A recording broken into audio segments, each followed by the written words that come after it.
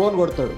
Phone is not allowed to go in to the election booth. చేతులు ఎత్తి దండం పెట్టి చెప్పిన టేక్ యాక్షన్ సార్ అని చెప్పానంటే మరి ఎవరి ఫోన్ వచ్చిందో ఏం కథ అయిందో యాక్షన్ లేదు. బట్టి విక్రమార్క మొత్తం కేబినెట్ మంత్రులంతా కాన్వాయ్ ఎంబడి పెట్టుకొని గల్లీ గల్లీ తిరిగి వాళ్ళ ఓటర్లను బెదిరించే ప్రయత్నం చేసింది. రేవంత్ రెడ్డి వాళ్ళ రాయలసీమ సంప్రదాయమా, బీహార్ సంప్రదాయమా, ఉత్తరప్రదేశ్ సంప్రదాయమా ఏం పట్టుకొచ్చి తెలంగాణను ఏం చేయదలుచుకున్నాడు? హమ్కు దోకా హువా హై అని చెప్పని ముస్లింస్ నుండి మొదలుకుంటే సబ్బండ వర్గాలు చెప్పినారు. కుట్రలు, కుతంత్రాలు, కక్షలు, కార్పణ్యాలు, డబ్బులు, రౌడీజం, బెదిరింపులు ఇన్ని చేసినప్పటికీ కూడా ప్రజలు పెద్ద ఎత్తున కేసీఆర్ గారిని కోరుకున్నారు.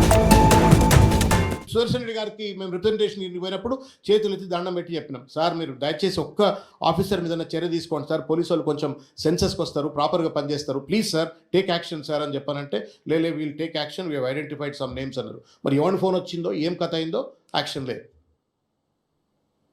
Making a మాకరీ of the democracy, making a మాకరీ of the constitution.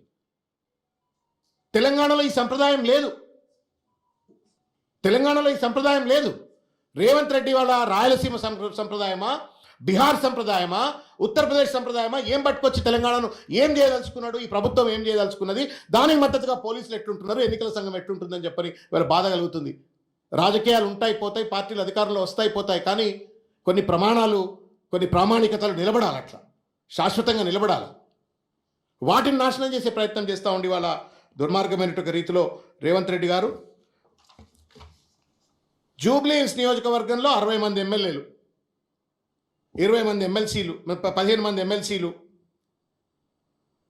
మొత్తం ఇవాళ మొత్తం గల్లీ గల్లీ తిరిగిండు రేవంత్ రెడ్డి ప్రచారంలో భాగంగా. ఇవాళ ఒక్కరోజు బయటకు వెళ్ళలే బిడ్డాడు.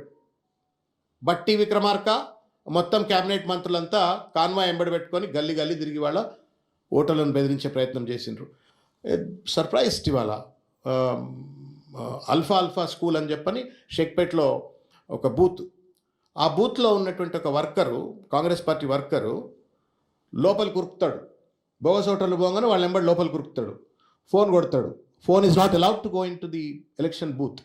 లోపలికి పోయి ఫోన్ కొడతాడు. ఫోన్ కొట్టి దేగో మంత్రి సాబ్ బాత్ కర్తే అని చెప్పని పిఓకి ఇస్తారు, ప్రిసైడింగ్ ఆఫీసర్కు. మరి ఆ మంత్రి ఏం చెప్తుండో పిఓను బెదిరిస్తున్నారు. And they are not even verifying and then దొంగ ఓట్లు వేయించడం. ఇది సంస్కారం, ఇది ఎన్నికల నిర్వహణ తీరు తెలంగాణలో. ఒక దుర్మార్గమైనటువంటి ఒక రీతిలో ఈ ఎన్నికలు నిర్వహించినారు. 144 సెక్షన్ పేరు మీద నాటకం చేసినారు, రకరకాల రీతుల్లో పెద్ద ఎత్తున చేసినారు. ఆఖరికి పాపం మాగంటి సునీత గారిని కూడా బెదిరించే ప్రయత్నం చేసినారు, ఆ పిల్లల్ని బెదిరించే ప్రయత్నం చేసినారు. అక్షర అమ్మాయిలను, వాళ్ళ అబ్బాయిని బెదిరించే ప్రయత్నం చేసినారు, సునీత గారిని బెదిరించే ప్రయత్నం చేసినారు. షరీఫ్ అని చెప్పని అతన్ని రాత్రి టాస్క్ ఫోర్స్ ఎత్తుకపోయి దాడి చేసి కొట్టి తెల్లారి పొద్దుగాల రేవంత్ రెడ్డి పక్కన నిలబెట్టుకొని కండువా కప్పిండు. మీరు అందరు చూసిండ్రు అది. ఆయన ఆ బాధ భరించలేక హాస్పిటల్లో అడ్మిట్ అయ్యాడు. ఇది బీహార్ అండి, ఇది ఇటువంటి సంప్రదాయం. రాయలసీమ ఫ్యాక్షన్లో, రాయలసీమలో, ఉత్తరప్రదేశ్లో జరుగుతుంది. But we're seeing in Telangana today unfortunately. 139 drones పట్టుకొచ్చిండ్రు అంటారు. సందుల గుండగాళ్ళు, సందుల గుండగాళ్ళు. మరి దేనికి పెట్టిండ్రు? పీకనికి పెట్టిండ్రా డ్రోన్స్ అన్ని? పారామిలిటరీ ఫోర్సెస్ పెట్టండి అని నెత్తి మీద నోరు పెట్టుకొని అడిగినాం మేము. No paramilitary force, no police. మొత్తం యంత్రాంగం అంతా కూడా ఇవాళ ప్రభుత్వానికి పేరోల్ మీద ఉన్నట్టుగా వ్యవహరించినారు. అదేదో కాంగ్రెస్ పార్టీ పేరోల్ మీద ఉన్నట్టుగా, రేవంత్ రెడ్డి గారి పేరోల్ మీద ఉన్నట్టుగా ఎన్నికల సంఘాధికారులు, తర్వాత పోలీసులు వ్యవహరించినారు. ఈ వైఖరి ప్రజాస్వామ్యాన్ని కూని చేసేది, రాజ్యాంగాన్ని కూని చేసేందుకు విషయాన్ని తెలియజేస్తూ ప్రజలు ఇంత పెద్ద ఎత్తున దాష్టికాలకు పాల్పడ్డప్పటికీ కూడా కుట్రలు, కుతంత్రాలు, కక్షలు, కార్పణ్యాలు, డబ్బులు, రౌడీజం, బెదిరింపులు ఇన్ని చేసినప్పటికీ కూడా ప్రజలు పెద్ద ఎత్తున కేసీఆర్ గారిని కోరుకున్నారు, కేటీఆర్ గారిని కోరుకున్నారు. ఎట్టి పరిస్థితుల్లో బీఆర్ఎస్ పార్టీ గెలవాలా అని చెప్పని కోరుకున్నారు. హమ్కు దోకా హువా హై అని చెప్పని ముస్లింస్ నుండి మొదలుకుంటే సబ్బండ వర్గాలు చెప్పినారు.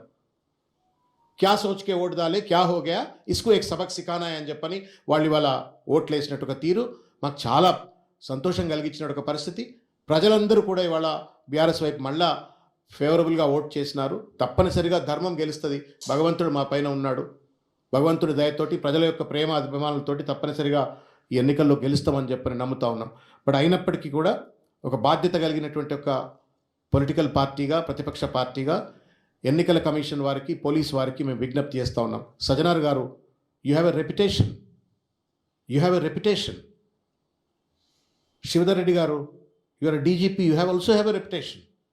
మీ రెప్యుటేషన్ ఖరాబ్ అయ్యే విధంగా ఇవాళ మరి అది లోకల్ వాళ్ళ ప్రాబ్లమా, మీ ప్రాబ్లమా, లోకల్ సిఐల ప్రాబ్లమా, ఏసీపీల ప్రాబ్లమా, మొత్తం పోలీసు వాళ్ళంతా లోకల్ పార్టీకి కొల్యుడైనట్టుగా పనిచేస్తే చర్యలు ఎవరు తీసుకోవాలా? కాబట్టి మేము ఎన్నికల కమిషన్ వారిని ఈ పోలీసుల పైన కూడా చర్య తీసుకోవాలని చెప్పి కోరుతా ఉన్నాము. చీఫ్ ఎలక్టోరల్ ఆఫీసర్, మీ ఆత్మ మీద గుండె మీద చేయబెట్టుకొని నిద్రపోండి. అలా ఒకసారి గుండె మీద చేయబెట్టుకొని ఆలోచించండి, did you do your job rightly? ఇంత గుండాయిజం, ఇంత రౌడీజం, ఇంత విచ్చలవిడి అవినీతి